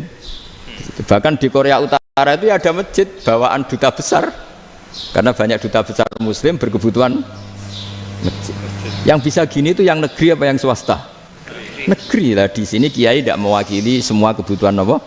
Islam. Tapi kampus juga enggak, kampus Islam sekalipun tidak memenuhi semua kebutuhan Islam tadi. Masa orang tanya kan nunggu semester berapa tadi? Semester 5 masih daftar dulu. Nunggu pelajaran itu. Payahnya pas ketemu dosennya, wong saya tidak pernah kan ribet kan? Pas dosennya cowok gitu. Jadi sudahlah, makanya ini. Iya, makanya ini kan bentuk kearifan lah. Jenengan ngakui fungsi kiai kayak saya itu bentuk kearifan. Saya juga ngakui jenengan ini butuh kearifan. Saya sering didolani KUA itu. Itu rata-rata ya didikan kiai. Kompilasi hukum Islam itu banyak ya, janda cantik. Contohnya harus cantik, kalau jelek nggak mungkin terjadi kan. Ada janda cantik kebetulan suka kawin tapi takut zina. Saya ulang lagi, suka kawin tapi takut. Itu seringnya gitu Pak Rektor. Jadi dia kawin bosen, bilang ke KUA, Pak saya sekarang mau nikah sama ini. Loh, tapi kamu mau punya suami. Ya tapi kan nggak tercatat Pak. Itu KUA-nya rata-rata itu nggak berani. Meskipun nggak tercatat, karena secara fikih meskipun nggak tercatat tetap dia seorang perempuan yang bersuami, maka nggak boleh nikah sama orang lain. Jadi coba kalau nyun sewu KUA hanya ngikuti hukum formal, yang penting di catatannya nggak punya suami, ya dinikahkan saja kan. Tapi mereka enggak, karena didikan kiai enggak berani. Artinya gini, kalau hanya pro hukum catatan sipil, maka ini dinikahkan bisa karena enggak tercatat. Tapi secara hukum santri enggak bisa dong menikahkan perempuan sing dzati zaujin yang punya suami. Nah, ini barokahnya kerjasama yang baik. Jadi di masyarakat itu tertanam didikan kiai, enggak boleh nikahkan perempuan yang bersuami. Tapi di KUA ngikuti hukum formal. Dan di Indonesia itu KUA itu rata-rata konsultasinya ya sama kiai, sehingga ya nggak berani akhirnya, meskipun aku udah mlebu rokok Mbak, gak iso. Dan itu banyak. Seorang lagi ya, makanya ini kan pesantren itu nggak boleh mati. Orang kiai-kiai kayak saya nggak jelas-jelas itu harus lebih jelas lagi. Karena ini yang on time, yang online, yang siapa saja bisa tanya. Saya itu SMS saya itu nggak punya HP WA. HP jadul itu SMS-nya tiap hari tak berapa, orang yang tanya dari Kalimantan, dari Aceh. Gus di kampung saya ada masjid 2 itu yang Samana, ada yang dari orang perkotaan, Gus di perumahan baru ada masjid, yang Jumatan baru orang 12, sah enggak? Ya langsung saya jawab, sah. Dalilnya ini. Ya sudah, nah, tapi kata Imam Syafi'i gini harus orang 40, itu madzhab Syafi'i, dalam madzhab yang lain gini-gini. Itu kalau tanya rektor itu kan ribet. Masuk ajudan dulu, asisten dulu, panjang.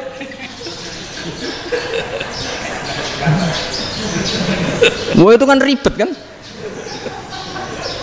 Memanggil dosen dekan VAI dipanggil, dekan VAI nggak mau langsung jawab, cari dosen yang nekuni itu. Usul fikih saya nekuni itu baru seminar, nunggu dulu Mbak, ini orangnya baru Panjang ya. Bisa tutup Islam kalau kesuwen. Coba kalau tanya kiai kan enggak ketemu di jalan. Dulu Mbah Zubair kata Mbah Mun. Saya termasuk santri yang diapresiasi Mbah Mun. Dhisik Mbah Zubair yang ngono, anak nong takok pe sowan gak oleh. Gak takok ning kene ae. Jangan biasa ditanya orang ngadeg-adegan. Ya alhamdulillah ilmunya cukup, kalau gak cukup ya kok sik. Jadi sebetulnya orang sopan itu ya agak-agak ada yang ditutupi sebetulnya. Mboten prayogi teng dalan nginjang mawon matur. Ya sebetulnya sebenarnya memang ilmunya agak cukup gitu. Tapi itu sebenarnya secara fikih itu haram, menunda itu haram. Ya haram tuh, coba bayangkan ya, kalau tanyanya sekarang, Gus saya ini sudah keluar darah 1 bulan penuh, padahal normalnya hanya 6 hari. Saya nanti sholat enggak? Kalau nginjang mawon dugi kula, berarti kan hari ini belum ada keputusan. Sholat apa enggak kan? Tapi karena modus tadi, boten prayogi nggih ngendikan ngoten teng dalan nginjang tegen kula. Itu kemungkinannya 2, sopan atau goblok, itu saja. Kayaknya kalau sopan enggak lah. Kayaknya enggak lah kata saya. Karena secara fikih itu jelas haram. Bagaimana mungkin sesuatu yang harus dipraktekkan nanti duhur dijawab besok, berarti duhur, asar sampai subuh belum ada jawaban, berarti nggak ada sholat kan? Makanya dibutuhkan orang-orang alim yang kultural seperti ini, dan NU menghormati kultural. Tapi Mbah Mun juga sangat menghormati Islam formal, karena tadi produk-produk formal itu bisa dilembagakan oleh negara, dan itu kita ikut untung gitu. Makanya Mbah Mun itu kalau punya tamu KUA, punya tamu polisi sampai pejabat itu. Kenapa saya contohkan KUA? Supaya jangan kira seperti pendapat orang-orang hasud, wah ya mesti aja disolani presiden seneng, menteri seneng. Enggak juga. Sebenarnya semua kiai itu mulai KUA sampai polisi, polsek, polres itu seneng semua. Karena sama-sama diajak mengawal bangsa ini, diajak mengayomi semua masyarakat. Tapi kadang-kadang masyarakat ngeritiknya, jenenge kiai disolani menteri ya seneng, presiden. Padahal yang sowan kiai itu ya mulai KUA, Kapolsek, kepala desa, RT, mudin. Itu mudin kalau tanya ya lucu-lucu. Gus kalau nate nyembelih pitik kemanian, pitike go gede man. Akhirnya wis ngerti nak kemanian langsung tak sebelah meneh terusane ku sak ta ora. Ribet.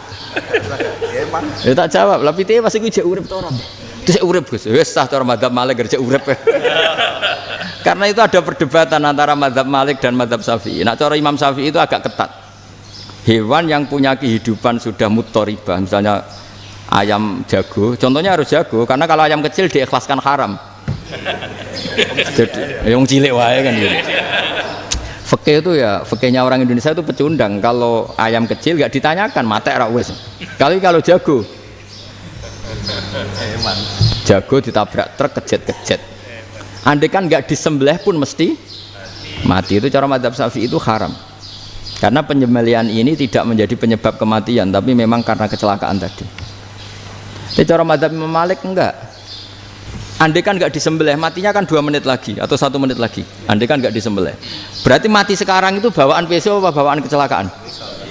Ya sudah halal gitu caranya. Nah akhirnya ya saya bilang ya sudahlah kita semuanya mati. Jadi cara debat, cara Imam Syafi'i enggak, cara berpikir itu sudah tidak kehidupan yang normal. Yang dimana-mana penyembelihan itu mematikan yang hidup normal. Jadi agak ketat. Sehingga dalam contoh kemanian, kalau dalam bahasa Jawa nyembelih agak sempurna terus pesonya jatuh atau apa itu, kalau pakai madzhab Syafi'i agak kesulitan. Jadi kalau madzhab Malik asal diselesaikan secara fauron, dan juga sebagian madzhab Syafi'i itu halal. Nah orang mesti tanya gitu, Gus, wedhusku tabrak truk, man Gus kejet-kejet. Tapi nak pitik cilik ra ditakokno. Makanya termasuk kritiknya Mbah Mun, tapi ini madzhabnya Mbah Mun ya, kamu boleh ikut boleh ndak, karena ini urusan ndak penting. Dari wong-wong lucu, nak ditakoki yuyu muni haram mergo amfibi. Yuyu ngerti sampean? Yuyu nggih. Tapi nak ditakoki kepiting muni halal. Mergo nak yuyu haram gak eman, nak kepiting eman. Besar. Padahal alasannya coba, kenapa yuyu haram? Karena amfibi kan, bisa di air. Pertanyaannya, kepiting seperti itu ndak? Nah, tapi kepiting kalau haram kan eman. Karena besar. Ya? Karena besar kan. Kalau yuyu silahkan haram kan gitu. Artinya apa? fikih kita ini agak-agak pecundang gitu, agak-agak pertimbangan. Iya, ini lucu kan? Kualitatif. Coba alasannya yuyu haram karena apa? Amfibi kan? Hidup dua alam. Pertanyaannya kepiting seperti itu enggak? Iya. Iya, kenapa kalau orang tanya, yuyu haram apa halal? Rata-rata jawab haram. Tapi kalau kepiting mulai khilaf. Loh mestinya kan sama kan? Lah itu karena unsur imannya gitu. iya tadi. Saya juga sering melihat tonggo-tonggo itu. Ayam cuwilik sakmene ketabrak truk, enggak ada yang tanya. Tapi saya pernah jalan-jalan di Narukan sini. Ono jago ketabrak, sing duwe langsung marani kula. Pas saya naik motor, Gus ini halal apa haram? Nak langsung kula sebelah halal apa haram? Gus kanggo kowe halal, kanggo halal. Karena saya tahu tak jawab haram mesti kecewa itu. Aduh, kiai ini beratnya kan. Ya akhirnya ya saya setelah itu Fatihah Imam Syafi'i ngapunten umat kula nu rahasia madzhab jenengan tuh ndak siap. Untuk masalah ini tidak sama. Iya kan akhirnya pakai madzhabnya Imam Malik tadi. Ya tak Fatihah Imam Syafi'i ini mboten niat nglawan jenengan. Tapi ngobati tiang eman. Mergo pitike besar itu. Jadi ini kan ceritanya itu makanya yang rileks saja lah bahwa Islam ini yang rileks, yang menyenangkan karena ya agama ini harus menyenangkan. Raditu billahi robba. Raditu itu seneng banget, ridho itu puas. Nggak boleh beragama pertuntungan terus emosinan, ya marem atau raditu itu marem jadi yang nyaman. Ya saya kira demikian. Assalamualaikum warahmatullahi wabarakatuh. Waalaikumsalam warahmatullahi wabarakatuh. Pelajari lah Pak. Ya, bagus. Pon Alhamdulillah. Satu aja yang di sini benar. Oh, satu aja. Syarat. Nggih, tambah syarat. Jadi mungkin ada satu pertanyaan aja. Satu saja. Bukan keluhan. Bukan keluhan. Ini mumpung Gus Bak pada Madhohirul Jamal nih. Iya, Madhohirul Jamal. Sebentar lagi sudah jalan. Sebentar lagi sudah Madhohirul Jalal. Jadi gak kena ditakoni. Monggo setunggal mawon. Mikir. Ya bagus. Ini gini, ambil. Nggih. Ampun dawa-dawa terus ya Gus. Ya jaga lagi. Assalamualaikum warahmatullahi wabarakatuh. Saya Fadil, alumni Unisma yang kuliahnya paling lama. Masih di jalanan. Gus, pertama saya muhibin jenengan ngikuti 3 tahun terakhir kayaknya. Sepertinya ketika Mbah Hasyim Asy'ari hadir di tahun 1900-an sampai mendirikan itu kok suasananya sama seperti Gus Baha hadir di tengah-tengah situasi genting Indonesia ini. Saya kira yang memunculkan nama Gus Baha di banyak media online yang saya amati itu malah awalnya dari kelompok bukan kita gitu. Dan itu kami melihat bahwa apakah nanti 1926 dan 2026 satu abad NU, saya kok termasuk orang yang punya apa ya semacam harapan gitu Gus Baha bisa ya mungkin kalau beliau Mbah Hasyim Rois Akbar, sekarang Rois Am, nanti ada istilah barulah tengah-tengah antara Rois Am dan Rois Akbar. Karena setiap satu abad harus ada mujadid dan kami berharap kamu aja tak angkat. Itu yang pertama, artinya mohon maaf Gus. Yang kedua soal saya termasuk orang yang cukup iskal dengan peristiwa Nabi, kalau banyak disebutkan itu kisah Nabi Khidir yang dari 3 cerita itu hanya satu cerita yang saya masih agak bingung soal di situ anak kecil itu pakai kalimat, kalau di Al-Quran itu pakai kota lah, jadi pakai anak kecil itu dibunuh seperti itu. Jadi ada istilah yang apakah memang saat itu ada syariat yang membolehkan atau memang ada sesuatu yang secara alumni. secara dari Allah Subhanahu wa taala memang itu dibolehkan untuk Nabi Khidir. Jadi di antara semua cerita itu saya yang agak iskal yang itu. Kalau yang kisah soal membocorkan itu mungkin masih bisa masuk ya, tetapi apakah sudah ada ilmu psikologi yang sangat tinggi sehingga kalau ada anak-anak yang idiot itu atau apapun istilahnya yang sekarang itu boleh dilakukan tindakan begitu gitu. Nah ini saya lebih provokatif dari Pak Rektor biasanya. Artinya mohon maaf karena pemahaman saya ada dua pendekatan ilmu yang masuk, satu seperti Nabi Musa, yang satunya seperti Nabi Khidir. Mudah-mudahan ada sedikit penjelasan. Siap Gus, terima kasih. Dan yang terakhir mudah-mudahan karena Indonesia situasi terakhir saya kira kita ketahui lagi pandemi seperti ini Gus, jadi saya juga ingin pendapat Gus Baha, apakah ini situasi pandemi corona itu Allah sedang madhohirul jamal atau madhohirul jalal? Terima kasih. Assalamualaikum warahmatullahi wabarakatuh. Assalamualaikum warahmatullahi wabarakatuh. Monggo langsung mawon Gus. Ini provokatif ini kayak. Loh di situ aja kamu tanya kok terus mirip. Siapa Fadil ya? Fadil. Dari peternakan ya? Peternakan. Tapi mau ngomong tafsir itu. Mulai kacau peternakan ngomong tafsir ini mulai kan. Nah ini ada yang hafal Quran ngaco, paling enggak setengah hafal. Enggak yang dari Unisma. Enggak begini, ayat itu kan ditutup wama fa'altuhu an amri, ya saya maknani wama fa'altu lan orang nglakoni ingsun hu ing kabeh sing kasebut an amri mergo kepinginanku ingsun. Jadi saya melakukan itu semua bukan karep saya sendiri. Jadi Khadir sendiri itu kamu untung enggak nekuni tafsir. Kalau nekuni tafsir yang kamu soal bukan Nabi Khidir, karena Nabi Khidir itu hanya satu orang. Yang kamu soal harusnya Israel. Itu ndak rektor, ndak kiai besar, ndak siapa saja dihabisin itu. Kenapa Israel ndak kamu tegur? Gimana hukumnya qatlul mukmin? Kenapa Israel ndak kamu masukkan ayat wa may yaqtul mu'minam muta'ammidan fajazauhu jahannamu khalidan fi. Ingat ya Israel. Iya kan?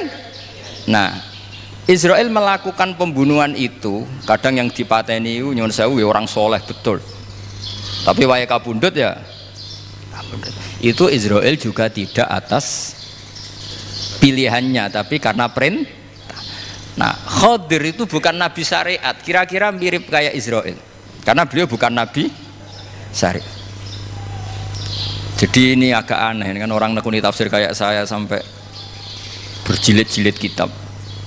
Saya kemarin mata saya agak sakit karena saya nangis itu sudah 2 hari. Bukan mikir sampean tapi mikir ilmu ini harus ada yang mempertahankan. Karena apa ya, nekuni ilmu itu kan ribet. Kalau yang nekuni ilmu terus dosen terus rektor itu ya agak ada fasilitasnya. Kalau nekuni ilmu kiai itu naruh keramat kan taqabbala wa minna minkum taqabbal ya karim. Iya, tapi saya alhamdulillah keramat jadi ya tetap hidup itu terus. Saya ulang lagi ya. Harusnya Mas Fadil itu kalau nekuni itu yang disoal tuh Nabi Khidir. Nabi siapa? Apa malaikat siapa? Israel. Karena itu korbannya lebih banyak. Pertanyaannya, Israel kena enggak oleh aturan ayat wa may yaqtul mu'minam muta'ammidan fajazaahu? Kan enggak. Karena semua itu wa ma fa'altuhu an amri. Saya lakukan ini. Mungkin ngaji kamu enggak khatam sih mau delok fakotalah itu. Itu Nabi Khidir pasti tersinggung, nggak baca belakangnya itu. Ya karena jurusan peternakan itu.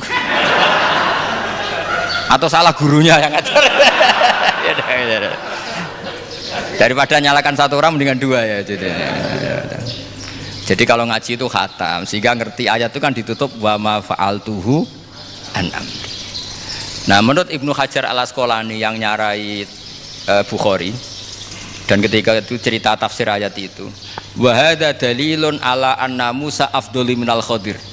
Justru ayat-ayat itu menunjukkan Musa itu lebih utama ketimbang Nabi Khidir, karena Nabi Khidir monoton melakukan apa saja yang diperintahkan Allah, sementara Musa tetap dengan gugatan syariatnya.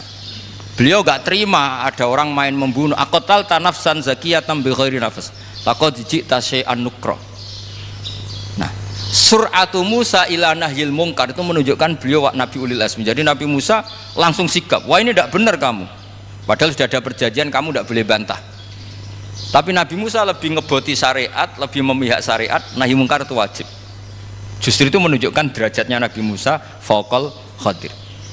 Makanya Nabi Musa tetap gugat, nggak bisa dong, ini nafsan zakiyatan kok kamu bunuh. Maka itu jadi ilmu. Nabi Khidir pada akhirnya nyuwun sewu ya tidak bisa jawab. Makanya beliau menutup wa ma fa'altuhu an amri. Sebenarnya saya sendiri itu ya tidak punya alasan. Jadi kalau Israel kamu tanya, ini gimana ini wong melarat mulai cilik, meh sugih mbok pateni. Mbok yo baro ben sempat sugih itu. Ini kuliah paling lama urung sempat urip penak. Nah itu kan mbok yo mateni wong kira-kira nek wis sempat mapan sempat.